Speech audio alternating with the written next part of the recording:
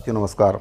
केंद्रीय कर्मचारियों के लिए यूपीएस ओपीएस को लेकर इस वक्त की बहुत ही महत्वपूर्ण जानकारी प्राप्त हो रही है।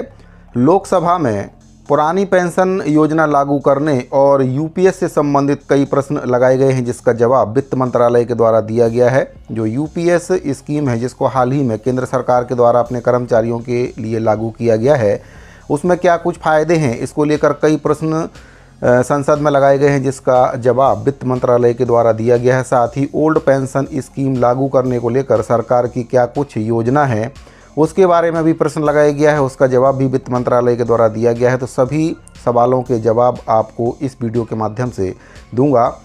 जानकारी में आगे बढ़ने से पहले आपसे निवेदन है कि अगर पहली बार आप चैनल पर विजिट कर रहे हैं तो चैनल को सब्सक्राइब जरूर करें, बेल आइकन को प्रेस करना ना भूलें, उसको ऑल पर सेट करके रखें, जिससे आपको हमारे द्वारा बनाए गए सभी नए वीडियो के नोटिफिकेशन लगातार इस चैनल के माध्यम से मिलते रहें। तो सबसे पहले बात कर लेते हैं यूपीएस पेंशन स्कीम के बारे में, जिसको लेकर सवाल लगाए गए हैं संसद में और जिसका जवाब वित्त राज्य मंत्री पंकज चौधरी जी के द्वारा दिया गया है। उनके द्वारा यूपीएस के कई सारे फायदे गिनाए गए हैं। तो जो सवाल लगाया गया उसके बारे में आपको बताना चाहूँगा कि क्या कुछ सवाल उनके द्वारा किया गया है। तो आप देख सकते हैं लोकसभा तारांकित प्रश्न संख्या 2690, जिसका उत्तर सोमवार 17 मार्च 2025 को दिया गया है। एकीकृत पेंशन योजना के उद्देश्य। प्रश्न संख्या है 2690, श्री जनार्दन सिंह सिग्रीवाल जी के द्वारा प्रश्न पूछा गया है। क्या वित्त मंत्री यह बताने की कृपा करेंगे एकीकृत पेंशन योजना यूपीएस की मुख्य विशेषताएं और उद्देश्य क्या है, जिसे 1 अप्रैल 2025 से क्रियान्वित किया जाना है, तथा यह मौजूदा पेंशन योजनाओं से किस प्रकार भिन्न होगी। नई एकीकृत पेंशन योजना में शामिल होने के लिए पात्रता मानदंडों का ब्यौरा क्या है। क्या इसे सार्वजनिक और निजी दोनों क्षेत्र के लिए कर्मचारियों पर लागू किया जाएगा, या यह कुछ विशिष्ट श्रेणियों के लिए होगा, और यदि हाँ तो तत्संबंधी ब्यौरा क्या है। एकीकृत पेंशन योजना को अपनाने से व्यक्तिगत पेंशन भोगियों के साथ साथ समग्र अर्थव्यवस्था को क्या लाभ होने की उम्मीद है। यूपीएस में सुचारू परिवर्तन सुनिश्चित करने के लिए सरकार के द्वारा क्या क्या कदम उठाए जा रहे हैं, तथा यूपीएस से एकीकृत पेंशन योजना में परिवर्तन के दौरान व्यक्तियों और संगठनों को सहायता प्रदान करने के लिए क्या उपाय किए जा रहे हैं। तो साथियों, ये प्रश्न लगाए गए हैं श्री जनार्दन सिंह सिग्रीवाल जी के द्वारा, और इसका जो उत्तर है वह दिया गया है वित्त मंत्रालय में जो राज्य मंत्री हैं श्री पंकज चौधरी जी के द्वारा। यूपीएस के फ़ायदे गिनाए गए हैं, कई सारे फ़ायदे इनके द्वारा बताए जा रहे हैं। देख लेते हैं कि करके क्या कुछ फ़ायदे हैं इसके। इनके द्वारा जो उत्तर दिया गया उसमें बताया गया कि एकीकृत पेंशन योजना यूपीएस का शुभारंभ दिनांक 24/1/2025 की अधिसूचना के तहत एनपीएस के अंतर्गत आने वाले केंद्र सरकार के कर्मचारियों को सेवानिवृत्ति के पश्चात निश्चित मासिक भुगतान उपलब्ध कराने के उद्देश्य से राष्ट्रीय पेंशन प्रणाली एनपीएस के अधीन एक विकल्प के रूप में किया गया है। यह विद्यमान पेंशन योजनाओं से अलग है क्योंकि इसमें सुनिश्चित भुगतान के रूप में निर्धारित लाभ के साथ निर्धारित अंशदान की सुविधा शामिल है, जो कर्मचारियों को बाजार संबद्ध प्रतिलाभ की अनिश्चितता से सुरक्षा प्रदान करती है और राजकोषीय विवेक के साथ साथ अंतर नागरिक और अंतर पीढ़ीगत इक्विटी को बनाए रखना सुनिश्चित करती है। यूपीएस की मुख्य विशेषताएं और लाभ निम्नानुसार हैं। जो लाभ बताए गए हैं इसके बारे में भी अब देख लेते हैं क्या कुछ लाभ हैं। पहला है न्यूनतम 25 वर्षों की आहारक सेवा के लिए अर्धवार्षिकता से पूर्व के 12 माह के दौरान प्राप्त औसत मूल वेतन के 50% की दर से सुनिश्चित भुगतान। यह भुगतान न्यूनतम 10 वर्ष की अपेक्षाकृत कम सेवा अवधि के लिए अनुपातिक होगा। कर्मचारी की मृत्यु के ठीक पहले उसे स्वीकार्य भुगतान के 60% की दर से उनकी पत्नी पति को सुनिश्चित पारिवारिक भुगतान। न्यूनतम 10 वर्ष की आहारक सेवा के पश्चात अर्धवार्षिकता पर 10,000 रुपये प्रति माह का सुनिश्चित न्यूनतम भुगतान। सुनिश्चित भुगतान, सुनिश्चित पारिवारिक भुगतान और सुनिश्चित न्यूनतम भुगतान पर मुद्रास्फीति सूचकांक, सेवारत कर्मचारी के समान महंगाई राहत, औद्योगिक श्रमिकों के लिए अखिल भारतीय उपभोक्ता मूल्य सूचकांक AICPI-IW पर आधारित होगी। प्रत्येक पूर्ण 6 माह की सेवा के लिए सेवानिवृत्ति के तिथि पर मासिक परिलब्धियों वेतन प्लस महंगाई भत्ते के 1/10वें भाग की दर से ग्रेजुटी के अतिरिक्त सेवानिवृत्ति पर एक मुश्त भुगतान इस भुगतान से सुनिश्चित भुगतान की मात्रा कम नहीं होगी। यूपीएस के अंतर्गत सुनिश्चित भुगतान केंद्र सरकार के ऐसे कर्मचारियों के लिए उपलब्ध होगा जो एनपीएस के अंतर्गत कवर होते हैं और निम्नानुसार यूपीएस का विकल्प चुनते हैं।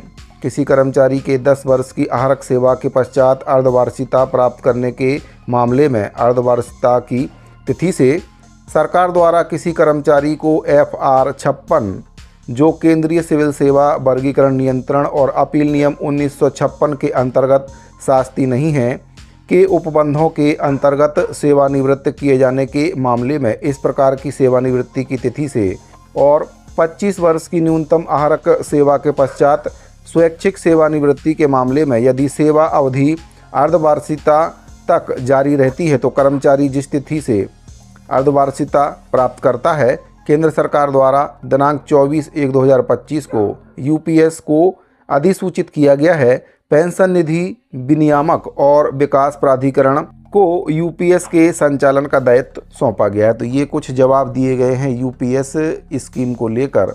तो साथियों, अब बात करते हैं ओपीएस योजना को लेकर जो प्रश्न पूछा गया है उसका क्या कुछ जवाब वित्त मंत्रालय की ओर से दिया गया है। तो आप देख सकते हैं ओपीएस को लेकर सवाल पूछा गया है। लोकसभा अतारांकित प्रश्न संख्या है 2539 जिसका उत्तर सोमवार 17 मार्च 2025 को दिया गया है। एकीकृत पेंशन योजना के विरुद्ध अभ्यावेदन, इसमें जो प्रश्न पूछा गया है श्री हनुमान बेनीवाल जी के द्वारा प्रश्न पूछा गया है।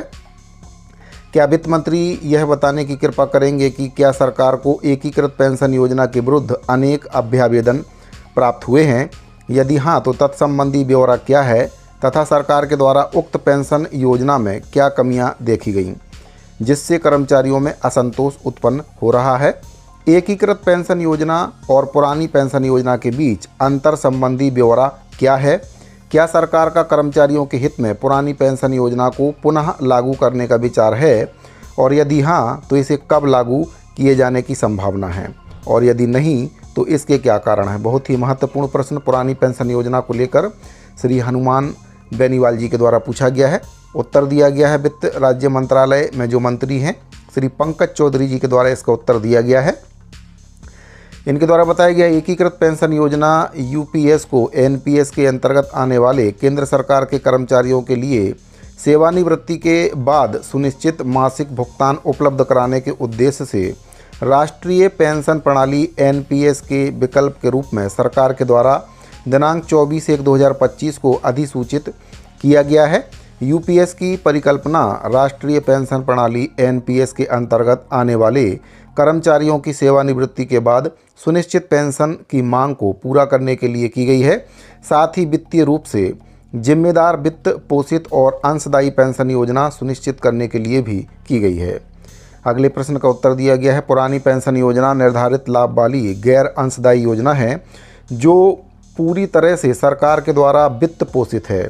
यह उन केंद्रीय सरकारी कर्मचारियों पर लागू होती है जिनकी दिनांक 1/1/2004 से पहले सेवा में नियुक्ति हुई है, जबकि यूपीएस निर्धारित लाभ के घटक वाली निर्धारित अंशदायी योजना है और यह कर्मचारियों को सुनिश्चित लाभ भुगतान के लिए लागू अंशदान कर्मचारी और नियोक्ता दोनों से के नियमित और समय पर संचय और निवेश पर निर्भर करती है। अगले प्रश्न का उत्तर इसमें दिया गया है क्या पुरानी पेंशन योजना लागू होने की संभावना है या नहीं है, इसके बारे में उत्तर दिया गया है ऐसा कोई प्रस्ताव विचाराधीन नहीं है।